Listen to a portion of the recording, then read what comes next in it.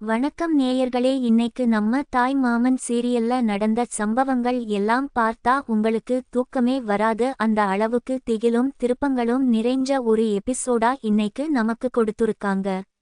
பூங்கொடி ஃபங்க்ஷன்ல எப்படியாவது இரத்தக்களரியை உண்டாக்கணும்னு சதி பண்ற கூட்டம் ஒரு பக்கம் இருக்க, இந்த குடும்பம் எப்படி இதுல இருந்து தப்பிக்க போகுதுன்னு நினைக்கும் போது நமக்கு நெஞ்சமே பதறுது. கதைக்கு போயிருவோமா? முதல்லையே அழகருக்கும் அக்காவுக்கும் எப்பவுமே ஆகாதுன்னு நமக்கு நல்லா தெரியும். ஆனா இன்னைக்கு நடந்த சண்டை ரொம்ப பெருசு. அன்னைக்கு குளிக்க போன இடத்துல அழகர் அக்காவோட சடையை பிடிச்சு இழுத்த விஷயம் பெரிய பிரச்சனையா வெடிச்சிருக்கு.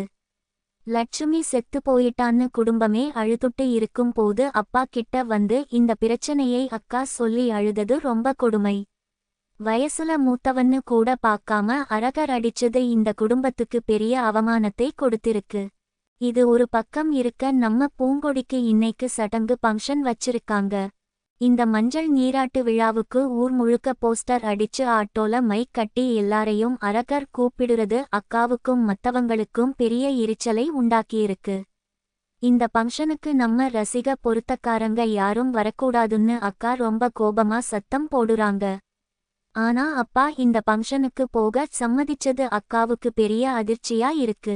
நாங்க 3 பேரும் நீ பெத்த பிள்ளைங்க தானா, ஏன் அவனுக்கு சப்போர்ட் பண்ணி பேசுறீங்கன்னு அக்கா கோபமா கேக்குறாங்க. அதுக்கு அப்புறம் நடந்த சம்பவம் தான் ரொம்ப பயங்கரம். போஸ்டரை கிழிச்ச கோபத்துல அழகர் நம்ம பையனோட சட்டையை பிடிச்சு இழுத்து செவுளிலேயே 4 அறை விட்டு அவமானப்படுத்திட்டான். இந்த விஷயம் ஊருக்குள்ள பெரிய அவமானமா மாறிடுச்சு. இந்த பிரச்சனையில பூங்கொடி பயந்து போயிருக்கா. நம்ம அப்பா கிட்ட இந்த விஷயத்தை சொன்னா அவரு கோபப்பட்டு வெட்டு குத்துன்னு போயிருவாருன்னு பயந்து அப்பா கிட்ட சொல்லாமல் மறைக்க ட்ரை பண்றாங்க. இந்த இடையில நந்தினியை போட்டு உக்கி போட சொல்லி தண்டனை கொடுக்குற சீன் ரொம்ப கஷ்டமா இருந்துச்சு. நந்தினி மேல கோபப்பட்டு என் மூஞ்சியிலேயே முழிக்காதன்னு சொல்லி அவமானப்படுத்திட்டாங்க.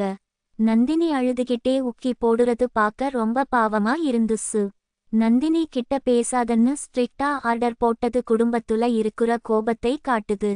இன்னொரு பக்கம் நம்ம சூனா பானாவும் மாப்பிள்ளையும் சரக்கு அடிச்சுகிட்டே பெரிய சதி திட்டம் போடுறாங்க.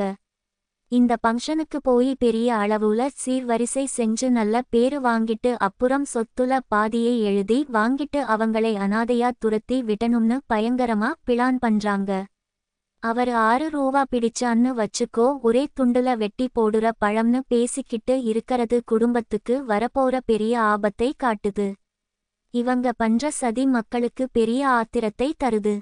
இன்னைக்கு எபிசோட்ல ரொம்ப இமோஷனலான விஷயம்னா அது பூங்கொடி அழுத சீன் தான். குடும்பம் 2ல 1 பாத்துருவோம்னு நின்னு அப்பா கிட்ட மாட்டிக்காம இருக்க பூங்கொடி படுற பாடு ரொம்ப கஷ்டமா இருந்துச்சு. அது மட்டும் இல்லாம நந்தினியை உக்கி போட வச்சு அவமானப்படுத்தினது மனசுக்கு ரொம்ப பாரமா இருந்துச்சு. உறவுகளுக்குள்ள இருக்கிற பாசமும் பகையும் எவ்வளவு கொடுமையானதுன்னு இந்த இடத்துல நல்லா புரியுது. இன்னைக்கு எபிசோடோட பெரிய ட்விஸ்ட் என்னன்னா, இந்த குடும்பம் ஃபங்க்ஷனுக்கு வர்றது தான். சரக்கு அடிச்சு சதி திட்டம் போட்ட கூட்டம் பெரிய சீர்வரிசையோட ஃபங்க்ஷனுக்கு வருவாங்கன்னு யாரும் எதிர்பார்க்கல. ஊர் மக்கள் எல்லாம் இவங்களை பார்த்து ஆச்சரியப்பட்டு நின்னாங்க.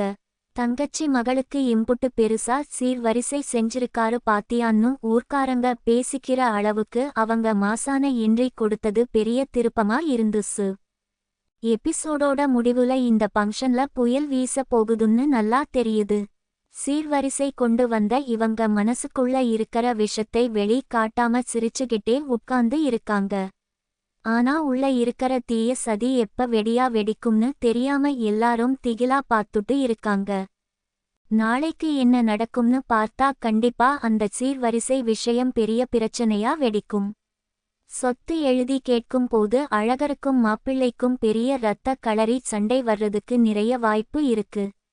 அதே போல போஸ்டர் கிழிச்ச கோபம் இன்னும் அழகர் மனசுல இருக்கறதால ஃபங்க்ஷன்ல ஏதாவது ஒரு பெரிய கலவரம் நடக்க வாய்ப்பு இருக்கு.